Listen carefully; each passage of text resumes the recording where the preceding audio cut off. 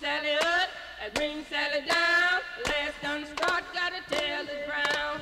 Bring Sally up, and bring Sally down. Last done start, gotta tell the ground. Bring Sally up, and bring Sally down. Last done start, gotta tell the ground. Bring Sally up, and bring Sally down. Last done start, gotta tell the ground. Bring Sally up, and bring Sally down. Last done start, gotta tell the ground. Oh, Miss Lucy dead and gone, left me here to weep and moan.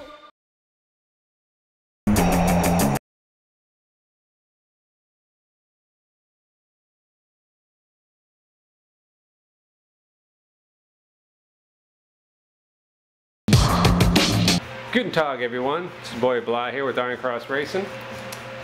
Coming to you with the second part of the first Road King build series. In the first episode, I discussed kind of the new part I'll be putting on here, the new 50-spoke Sinister Rim and tire.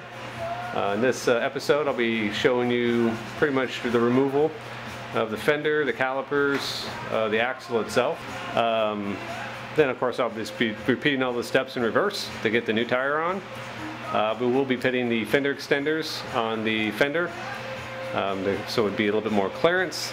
So let's go ahead and get started. The first thing I'm going to do is remove the two bolts here for the fender. There's two on each side.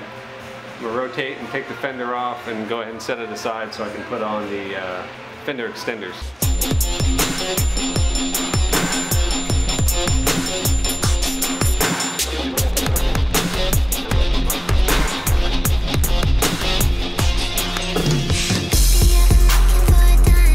So you can see here, this bolt looks like it had a little bit of a thread lock on it. You can see like that. Now what I typically like to do is set my bolts on the side that I remove them from. Helps me kind of keep track of where they're at, what side they came off of. These are going to be pretty much the same size, so.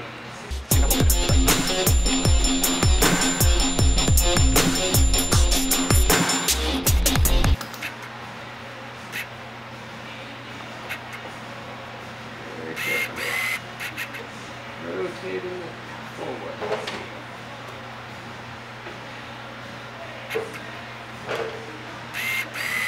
Like so.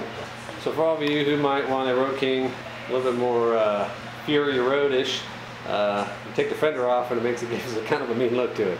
Except for you end up with water all on your face because it won't block the water kicking out. Okay, so next thing we're going to take off is going to be the calipers.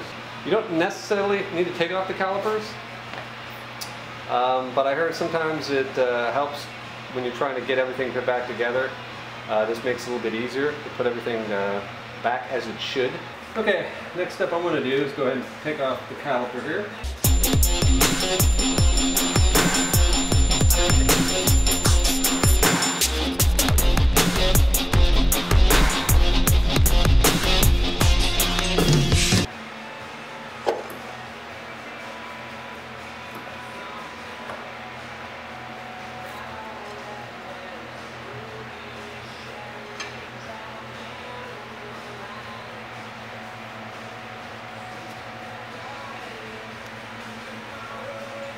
Okay, as you can see, it kind of comes up. What I was trying to do there a little bit was pry these open. Anyways, there might be a little bit of a gap difference between the thickness of the existing rotor and the new rotor I'm putting on. So you just want to make sure you open these up a little bit. I was trying to kind of wiggle them. But what I like to do, and a lot of people like to do, sometimes you can just bring this over here and attach this with the zip tie. That way it's just kind of up and out of the way without getting anything too dirty. So I'm going to do the same thing on the other side.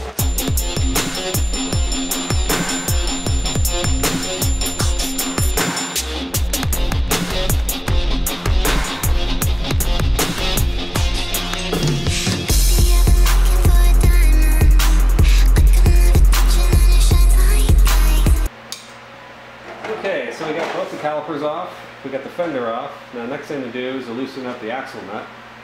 So now you just use a screwdriver on one side while you loosen it up with the other.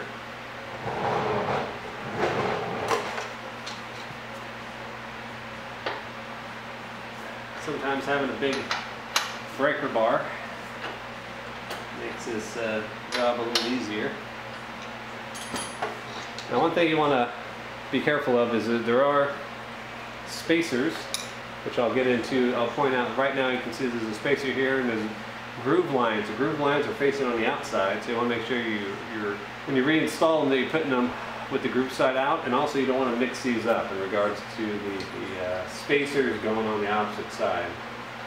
Now on the right side here, that you probably cannot see, it's a washer and a nut. And then the only last thing we have to do is the pinch nut, which kind of keeps the axle from rotating. It's this little guy right here. Well, the funny thing I've been finding out that Harleys are standard and metric. So all those multifunction toolkits you bought a long time ago, I guess it's a good thing you can actually start using both sides of the kit now instead of just a metric.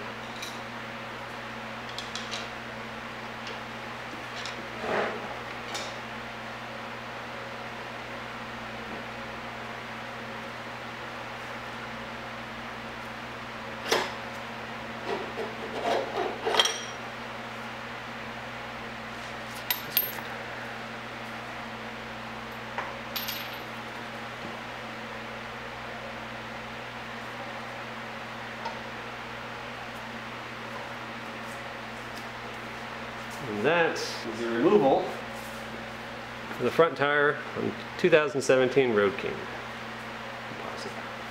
Okay folks, we got, as I showed you, we got the stock tire off. Just to clarify, in my other video I was saying it was an 18-inch rim, stock rim. It's actually only 17-inch. So we're going from a 17 to a 21, which no wonder the tire looks so damn big.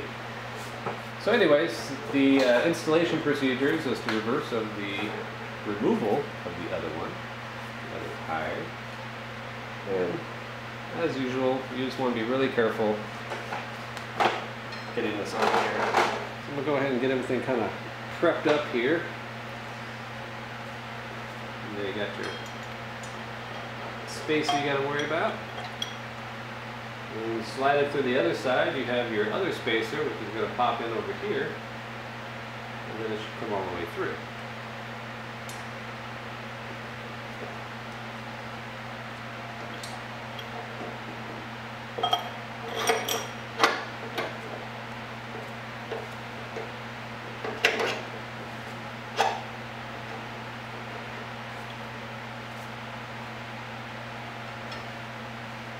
As I'm doing this, I noticed that a little bit of the wiggling I had to do to get it to kind of come through all the way. Sometimes if you have enough set of hands helping you do this, it can kind of work out better. And that's all she wrote.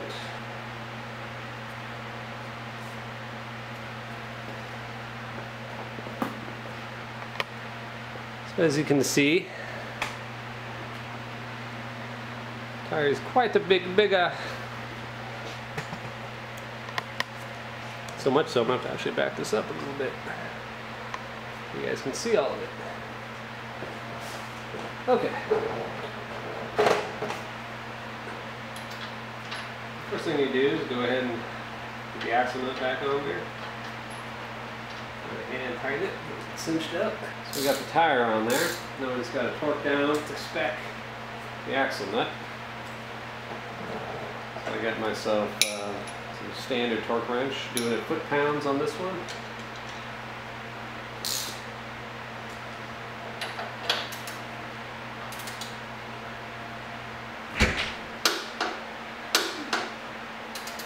So like I was saying, go ahead and going to be cinching up here this pinch bolt. Doesn't take that much to go ahead and tighten this up. So the next thing we'll be doing is going to put on the calipers. In the reverse order we did on the other side. Okay, so now we'll go ahead and, like I said, we're going to be working these calipers. Hopefully I separated the pads enough to where it should slip on here, not too bad.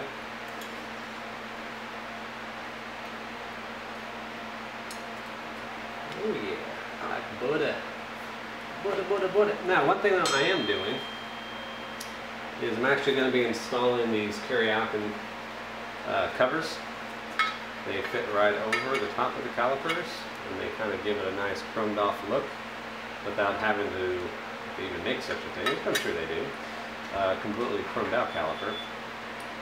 So, what I'm going to do first is kind of wipe this down a tad bit to clean off any dirt that might be on it. That guy sit right there. Using with a simple grain, kind of wipe down the caliper. Make sure it has a brake test on it.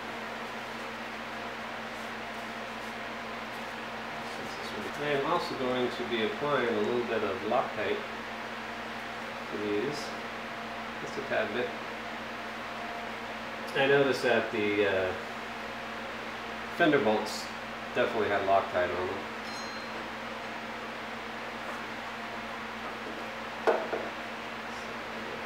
That. There. It's got cool little bolts.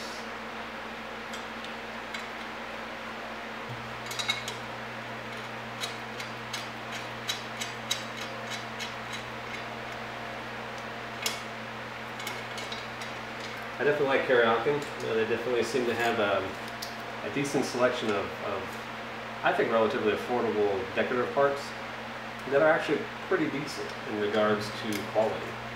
I have quite a few of their pieces on the Silver Bullet, and as far as chrome and pitting and all that kind of stuff, I have really had zero problems with them.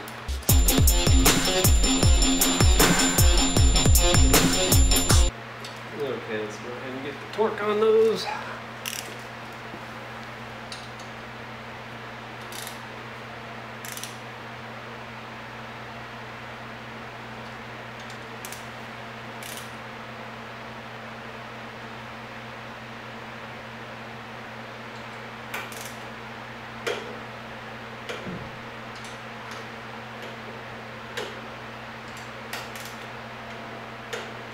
There we go. That's one side done. Let's do the other side.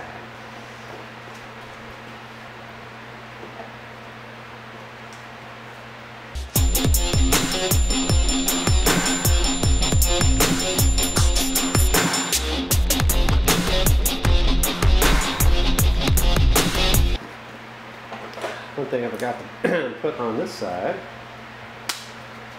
is a Kim's with these chrome nut covers. See that? Nice little decorative piece. This fits right on top. Your nuts.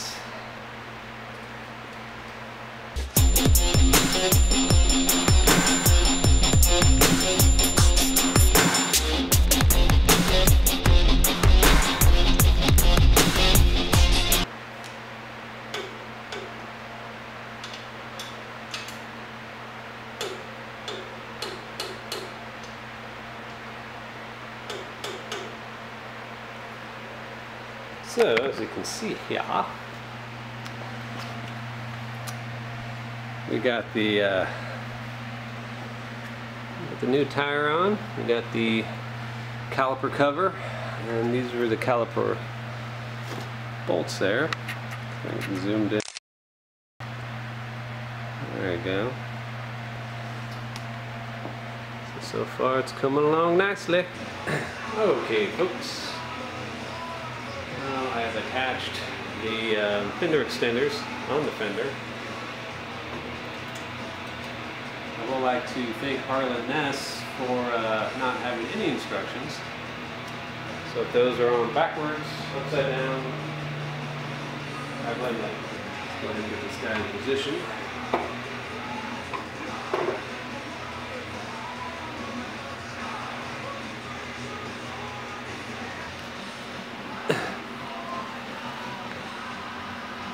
As I was saying, with the lack of instructions from Arlen Ness,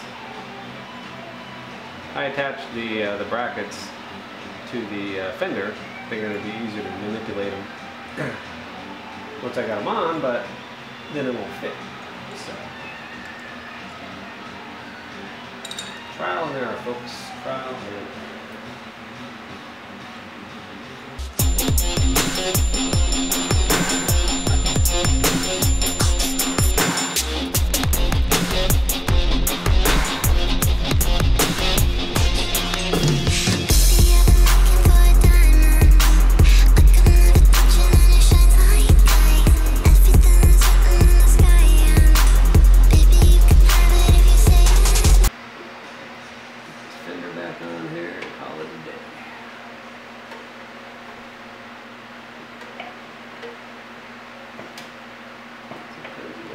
Squeeze.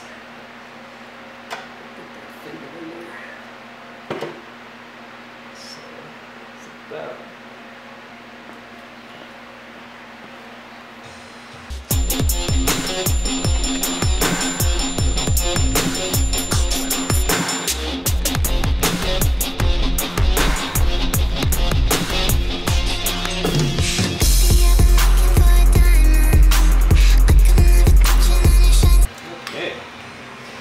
So there we have the fender on. It's pretty nice.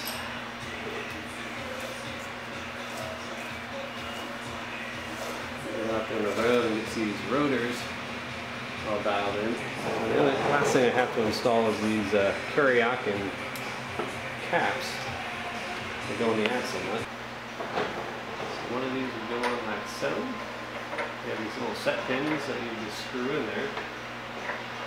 And the way it goes over here on this side is the nut. So ultimately, folks, that is the finished product. I'll do a reveal, get some good shots of it, try to get this blue stripe off, polished up, and also give you guys a review on how everything was with the handling change. I'm also curious, once I get the bike down, how much it's raised the front end.